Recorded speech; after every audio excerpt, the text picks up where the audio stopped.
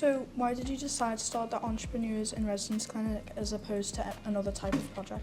Because I like listening to people with great ideas, but I'm able to, with the help of others, including people like Richard with us. What were you like in secondary school and were you entrepreneurial as a student? I was what they call a SWAT at secondary school. I was said at primary school not to be very bright. So what's the best advice that you can give a student that's looking to start a business in school?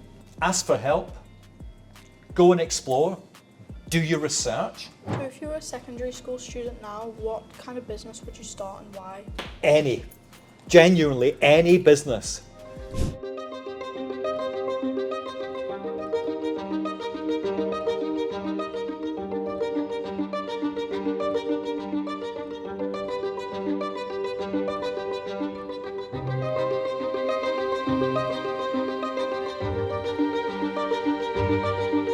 Welcome everyone to series 3 of the Kids Interview Entrepreneurs podcast. My name is Richard Layton and I work at the Brett Centre for Entrepreneurship as its Entrepreneur in Residence. This activity is part of the Enterprise Education in Secondary Schools programme that we run at the university. This morning we're with Life Sciences UTC, the studio in the Baltic Triangle, with the Year 9 competition class. That's an extracurricular class that pupils opt into to work on set challenges across the year to be entrepreneurial. Thanks as always to Mr. Carey, the sector skills champion in the school, to help and support us with not only this activity but the other ones that we run within the school. Our entrepreneur today is Gary Millar. So he's a mentor, speaker, author, former Lord Mayor and serial entrepreneur. And our interviewers are Ilyas and Megan.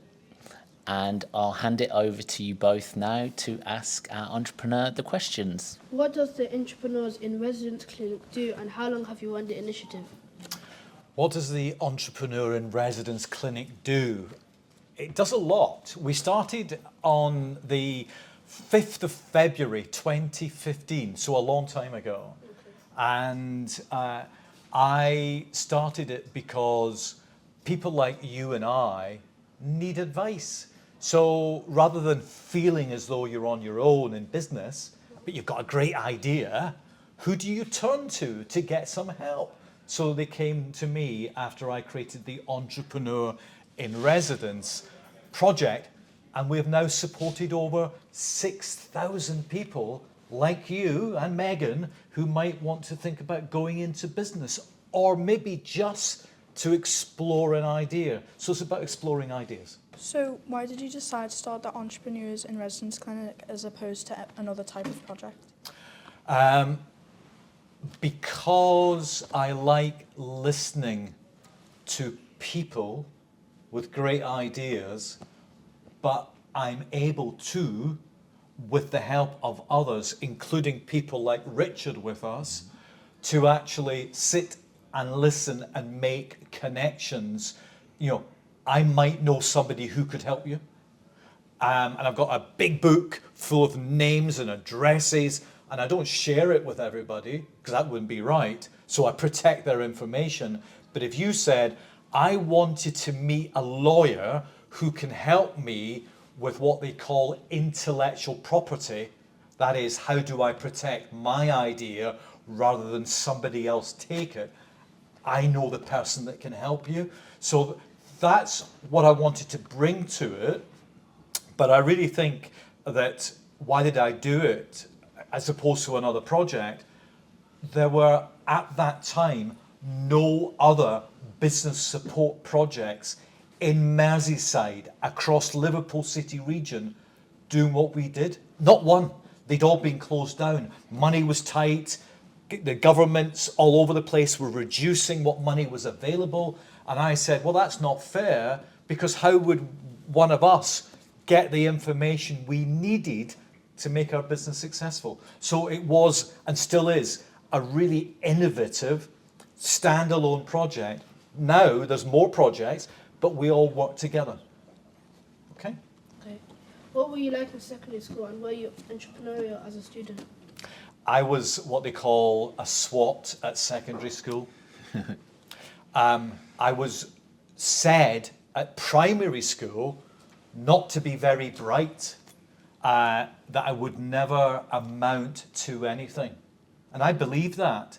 And then I went to secondary school thinking, and in fact, sadly, I was told by a teacher when I was 11, I was thick. Isn't that horrible? That anybody would say that to any child. And I was difficult as a child because I was in care. So I was actually in foster care and in family care outside of my mum and dad. And I did that till I was 11. So I was going from one school to another school to another school. I was getting bullied. I wore dirty hand-me-down clothes. That's why I was thick. I just never felt comfortable in primary school. And I was never in one primary school. I was in 8 primary schools. So I went to secondary thinking, I'm never going to do anything here. And then the first year, I won the English prize. And I was top in maths and top in history.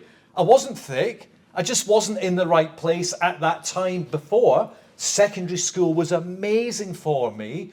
I wasn't originally the most academic, but actually I was very creative. So I loved English. I love talking, as you can tell, but I love that kind of the drama, the art, the music. And if you could be really good at art and really good at music, it helps you with things like maths and science as well, that kind of mix. So I did really quite well at secondary school. I never thought I would. I loved it. And you'll see, I think I'm wearing the school uniform here today. I'm in red, although there's some yellows I see as well. I want to find out what that means later. I'll be asking questions. But the way I dress now, remember I said it's primary school, I was bullied, and often because I wore hand-me-down old second-hand clothes. Well, when I got to 12, I became an entrepreneur, and I got jobs that helped me at secondary school dress smartly. I bought my own clothes because mum and dad didn't have the money, weren't interested, couldn't do it. So I thought, I don't want to be bullied. I don't want to wear old clothes. So I went out and I bought shirts and ties and my own school uniform. So I became entrepreneurial because I didn't want to be that old, that young primary school boy being bullied again. So that's where the entrepreneurialism started at secondary school. So I love my school for that because it changed my life completely.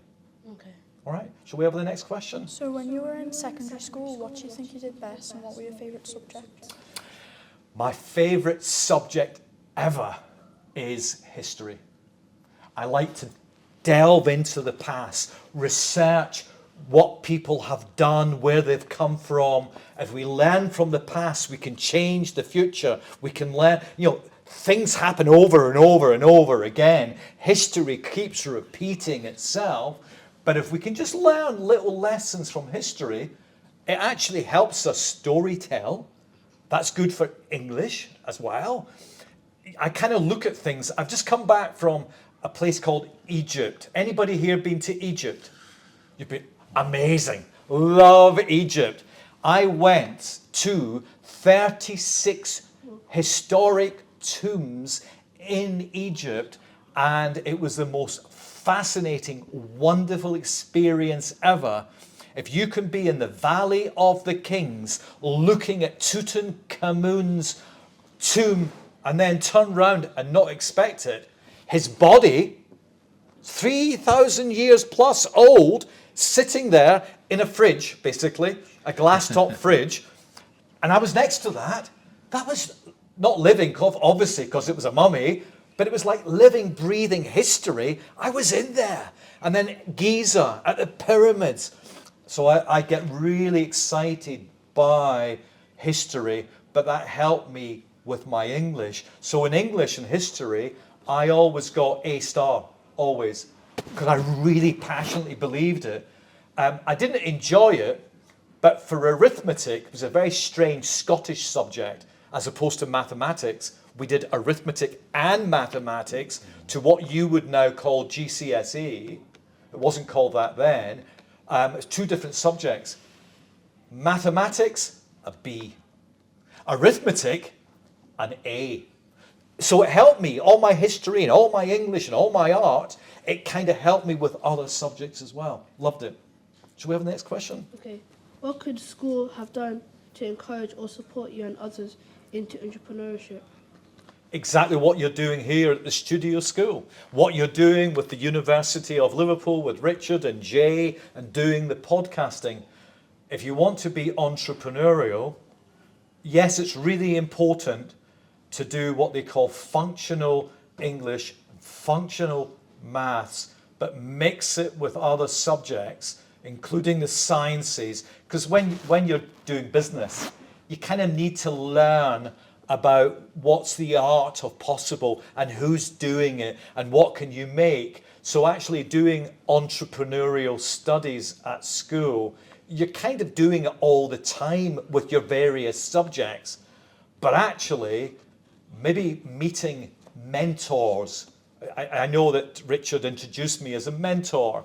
I've mentored, that means I've buddied, I've listened to, I've been a shoulder to cry on, an agony uncle for about 30,000 entrepreneurs in the last 20, 30 years. People coming to me asking for advice.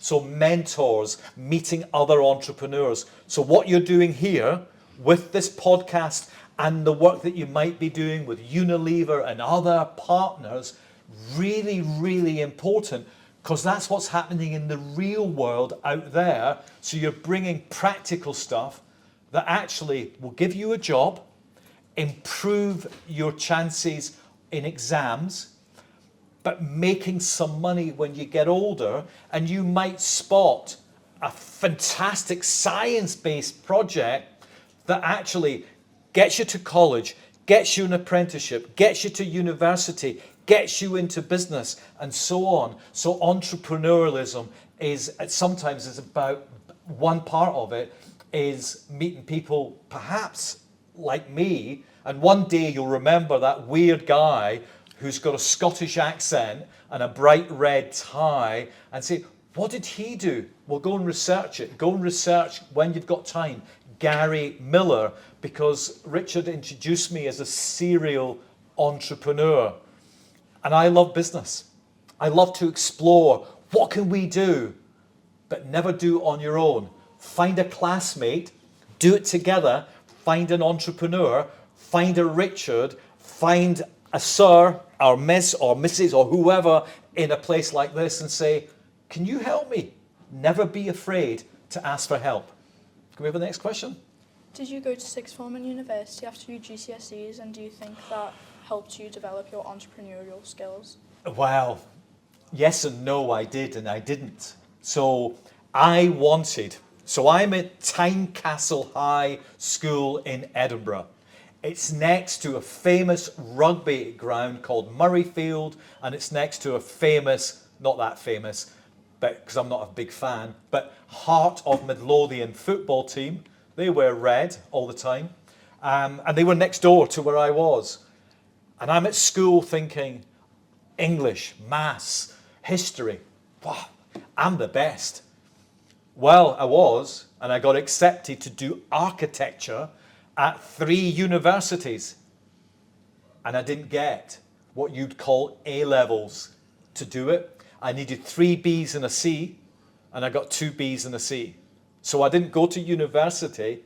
I went into the civil service, and I ended up working in London in the House of Commons and the House of Lords and in Whitehall. Loved it. It was so expensive living in London. Hated that bit because you were always no money. And I'd actually gone back to buying second-hand clothes because I couldn't afford to live in London. And my job there was on what they call secondment. So you're only there on a short-term contract for 3 years. I was there for 3.5. I had to go back to Edinburgh, and I thought, I've got to go to university. And that's why I'm in Liverpool.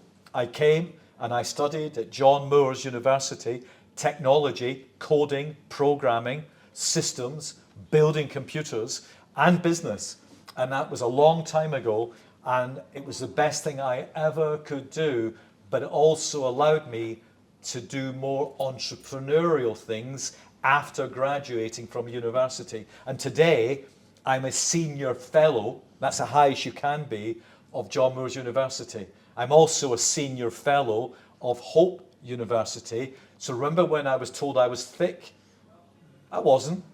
Sometimes we're late learners, we're late developers, we find something fascinating. Technology was another thing that changed my life. Writing computer programs was the best thing ever because it allowed me to explore, and it's really strange. You say to me, I want a computer program to do this, I'd write it for you.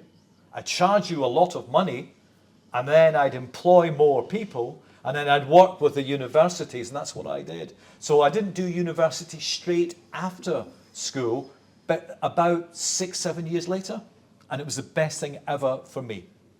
Next question. What did you do before starting the Entrepreneurs in Residence Clinic? Did you work for anyone else or run any other businesses? Well, I did work for other people. My first job as, well, let's go back slightly. I finished at John Moores University, and I created the world's first golf club, this will bore you, golf club administration and handicapping system, and it was brilliant. And then 6 months after I finished it and sold 5 systems, and that's actually very good. Apple, have you heard of Apple? Yeah. Well, they used to do computers and only computers. They made the machine that I wrote the software for obsolete. And I put all my eggs in one basket. And in business, if you're looking at business, if you've got a supplier, that's somebody who sells you things, or you buy things from, and you're selling things to customers, they say don't put all your eggs in one basket. And that's my first mistake in business. The only company I bought my computer from, because it's what I wrote the software for, was Apple. And they got rid of the computer. So my business closed down overnight, and then I worked for somebody. And I used to teach. I taught people from 16 to 18-year-old about computers, about how to use software, and I loved it. And that was my first job in teaching. So I was employed by somebody, and then I got headhunted, where I was asked to join a group of companies as a marketing manager that is helping them promote their business. And I became their director, and then I bought one of their businesses. And then I sold that 3 years later when it was the third largest of its type of businesses, of that type of business in Europe. And the business made a thing called stair edgings. Does anybody know what a stair edging is? If you look at the steps over there by the door, there's red stair edgings. You see them? Yeah. That's what we made. I invented the world's first yellow stair edging that you now see as a hazard marking on taxis, trains, buses, and all over. But I never invented it for that. I invented it for McDonald's, Mackie D's restaurants for their red and yellow corporate colours. And that was my first kind of, patents, inventions and things. And then I created the world's first glow in the dark stair edging. So when the lights go out, the stairs are still lit for about 45 minutes. And that helps you get out, of aeroplanes and hospitals and things. And I got a patent for that. That was my invention. It was a long time ago, and I sold that business, and it was my first sale of a business. So I got into entrepreneurialism and did work for some people, and actually preferred working on my own, because I don't like having to kind of do 9 to 5. I work till 2 o'clock in the morning. I like to do my own thing. I like to work with people. So some entrepreneurs are not great employees, and some business managers are not always great entrepreneurs. So do learn from what you're doing at school about the difference between business leadership, entrepreneurialism, and actually being able to make your own decisions. And here we are, fast forward. I've worked for many other people. And, I had to report when I was a politician. I'm not a politician now, but I had to report to the mayor of the city, to leaders within the city. So you do have to, in some jobs, work with other people. But they bring skills that I've not got. And very often, business is get people with skills you've not got, people brighter than you, to do things that actually you're not good at. And that's what makes great business. Next question, please. So what's the best advice that you can give a student that's looking to start a business in school? Ask for help. Go and explore. Do your research. As I said before, you can't do it on your own. And in our minds, some people are good at maths and some people are good at English and drama and art and such. And when you bring them together, wow, that's the best business you could possibly have. So do ask for help, and do explore. Don't think, well, if I tell him or her, they'll pinch my idea. If you think that's going to happen when you leave school, get them to sign a non-disclosure agreement, an NDA, so they don't share your intellectual property, protect it. But actually, there's times when you've got to share it, because that's when the magic happens. So I would say it's not the only thing, but ask for help. And find that shoulder to cry on. Find that mentor. Okay, next one. What are the plans for entrepreneurs in residence clinic in the future? And do you believe you'll set up any more projects? I set up projects all the time. So I've written 2 books, and I'm publishing one in 2 weeks' time. The first one's done really well. It's done its 3rd print run. But actually, one of the projects is I'm now publishing for other people. It's taught me a lot. So I'm really old now. And you think, just give up, stop doing stuff. But life is lifelong learning. You are learning things every single day that can actually make me do better, help other people do better. So I want loads of projects. And I mentioned Egypt to you before, didn't I? Well, imagine you're in a tomb in Dendera in Egypt, and you're in this room, and you're looking at nothing but writing, hieroglyphics on the walls, on the ceiling, but no pictures. They are pictures, tiny little pictures, but no big yellow and red and gold and blue gods, etc. And I said to the guide, this feels special. Wow, you recognized it. He says, this is a perfume laboratory. Right, what does that mean? I think I knew. And he said, 4,000 years ago, because that's how old these recipes are, for essence, incense, aromatics, embalming fluid, all things. And it is a proper library. But it's 4,000 years old. And I was walking out thinking, there's a business here. Because imagine taking from Cleopatra's time, Ramesses' time, Seti's time, taking perfumes and essences. That could be a business. But going back, the story you could tell, going back 3,500, 4,000 years ago. So I was in the car with the guide and I said, does anybody make those ancient recipes? And he said, they do, as one. Really? I'll take you to one of the shops that do the original recipes. And I brought back to the UK 4 big bottles of essences that are 4,000 years old. And I'm not going to do it. But at the time in Egypt, this would be a great business. Could you imagine thinking you're trying to sell to people the fact that you could be selling something that Cleopatra wore 3,500 years ago, but now you could wear it in, I don't know, the Dingle, Toxteth, Granby, Woolton, Chilwell, or somewhere in Knightsbridge, and sell it for a lot of money. That was my next project. But no, I'm not doing it, because sometimes you've got enough on your plate and you need to learn to manage your life and your life and work, two separate things, and kind of spend time with family and so on, and friends as well. So sometimes I do think about projects all the time. They don't all come to fruition. Got another question? So if you were a secondary school student now, what kind of business would you start and why? Any. Genuinely, any business. Your world's your oyster.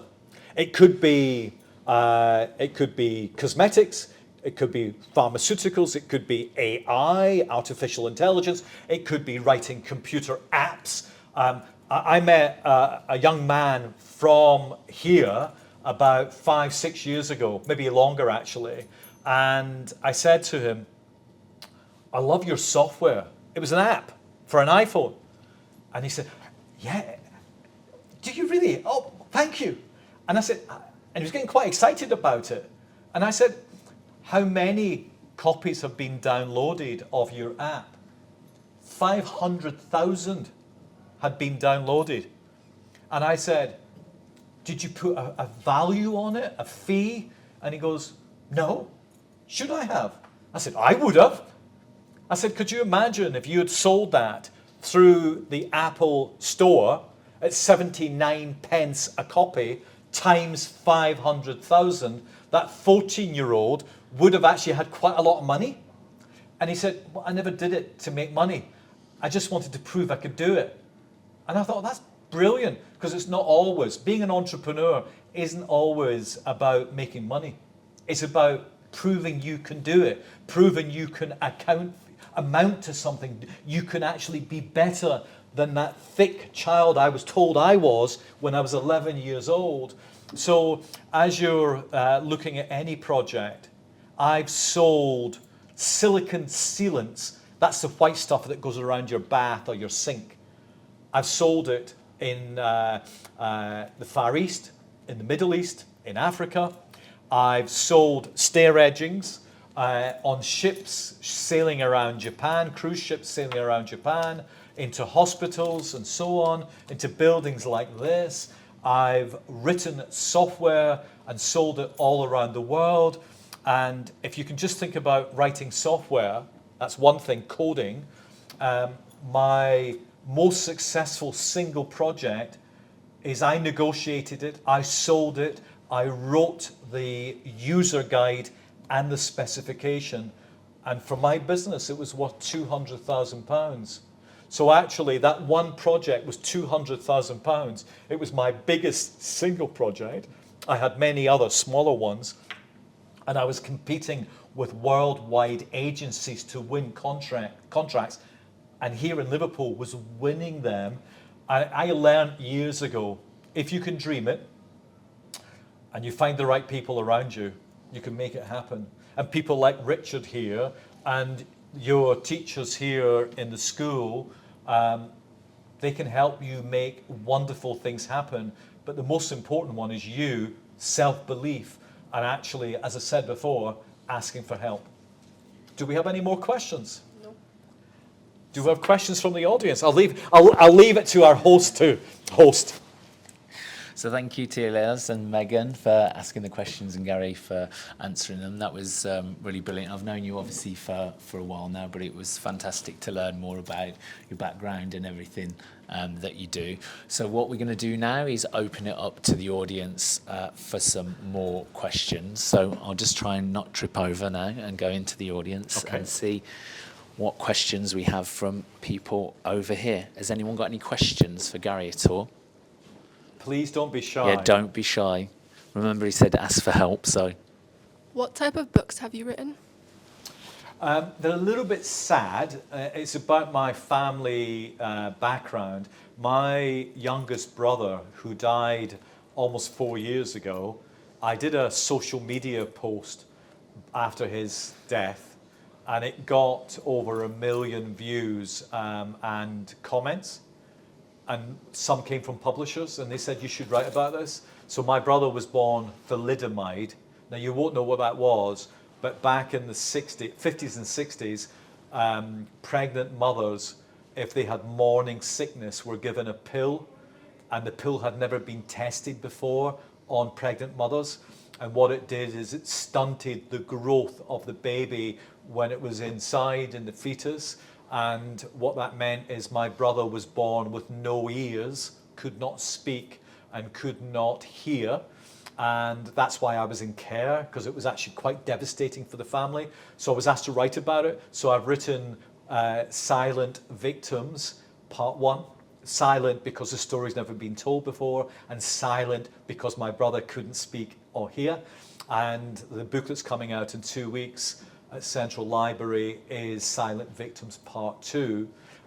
That's actually a more hopeful book, whereas it talks about my time in care, about how difficult that was, but actually life can change by going to college, going back better schools, a university, meeting the right mentors. So actually it ends on a hopeful kind of message.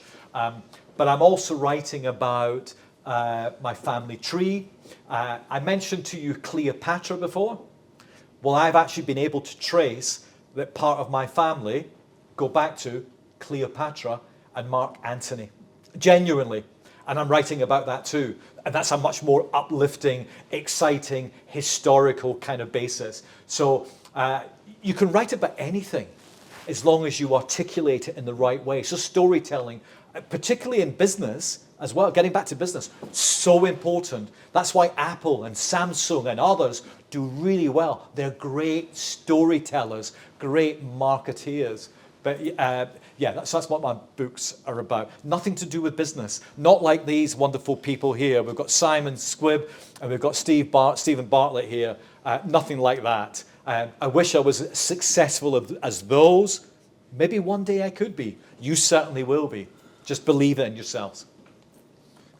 Another question, yeah. How do you manage to balance your entrepreneurialism and your personal life? That's really hard, you know. I'm known by friends and colleagues as Gary who never says no.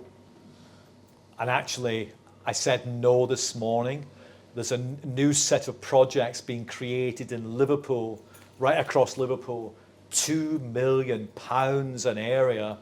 And I was asked this morning, would I chair that? And I looked at it and I thought, no, I can't take any more on. So I actually sometimes do say no. And I only do things that I believe are positive. I hate negativity. We don't need negativity in our lives. We don't need bullying. We don't need trolling. We don't need nonsense. You know, life is much better when we're actually kinder, smile more, be more helpful. And that's something I really strongly believe in. So the projects I'm involved in, so I'm helping, I'm part of a charity that looks after St. George's Hall. You know St. George's Hall? Where Harry Potter and Fantastic Beasts were filmed. I'm responsible for that building, not that, I didn't film it, or those. But we're erecting or sculpting the country's first black statue in a public building. Mary Seacole. Find out about Mary Seacole. There's a project I love because we need a black representation in a building that came from money from slave owners and enslavement families. And actually, Mary, a British Jamaican, her father was Scottish, but she was born in Jamaica, and she saved thousands of lives in Crimea. Never been kind of, recognized until recently.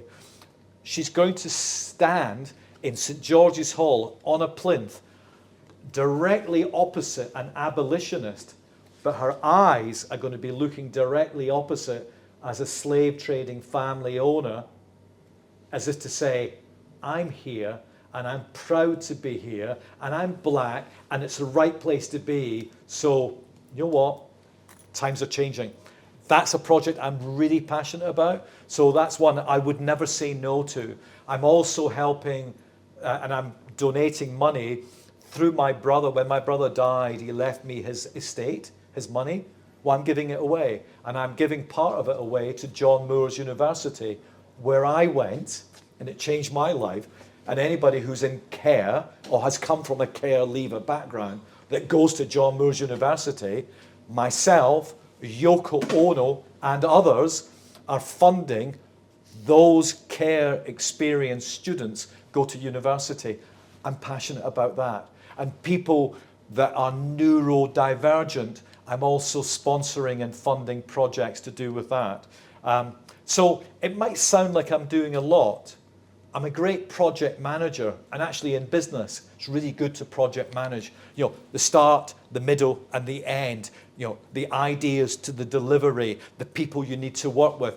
I'm really good at project management, not on what they call in the fancy world a Gantt chart, but actually in my head. So I can manage all these different things at once quite comfortably. I'm also helping the Lord Mayor of Liverpool. I was the Lord Mayor. I used to wear the gold chain. I know what she's going through, how difficult it is raising money, managing your diaries. Well, I'm helping the Lord Mayor. I helped last year's Lord Mayor and the year before's Lord Mayor as well, bringing my experience. All these things, using my entrepreneurial skills, have actually helped me project manage my life. Great question, though. Thank you. So, final closing edition of the Kids Interview Entrepreneurs podcast is to Stephen Bartlett. So we have a Diary of a CEO question cards here. So if you want to select one of these at random and then pass it to Ilya or Megan to ask you the final question. What is it inadequacy that you admit that you could work on starting tomorrow? What inadequacy do I admit to that I start working on tomorrow? That's a really interesting one. I think I said it before. One of my failures is that inability to say no. And I need to learn to kind of balance work and my work life and my life, you know, with family and friends and whatever. So that's an inadequacy. And the tendency, another one, although it's not really an inadequacy because it suits me, but talking too much, maybe listening more. We should use these more than we use this. There's times when you do use this, like now, but actually there's very often it's more about this, which is what the drop-in clinic is about. It's about listening. And then what you don't hear, listening between the lines, I call it, is what are they not saying? And actually try and bring them out of people. But my inadequacy could be talking too much. But we're on a podcast, it doesn't matter. Okay, thank you for that. That's brilliant. And I definitely echo myself that there's very similar inadequacies as well. And actually one of the reasons why I decided to set up and run the podcast is because I believed I needed to listen more. So this is a way that I get to do that. So thanks ever so much for being part of the Kids Interview Entrepreneurs podcast today. Thanks again to Ilyas and Megan for asking the questions and for Gary Can we have a round of applause for them, please? Thank you to Gary as well for giving his time. Thanks also goes to Mr. Kerry, Sector Skills Champion here at Life Sciences UTC, the studio in the Baltic Triangle, as well as thanks to Jay, who's now not a student, he's a graduate at the University of Liverpool, so that's fantastic. We hope you've enjoyed the episode, the first one for the third series. Thanks finally goes to Paul Brett for his support of the Brett Centre for Entrepreneurship and the Enterprise Education in Secondary Schools programme, as well as Sir Peter Rigby as well for his generosity for allowing us to pop on these activities to benefit young entrepreneurial people. Thanks ever so much, and we look forward to seeing you in another episode.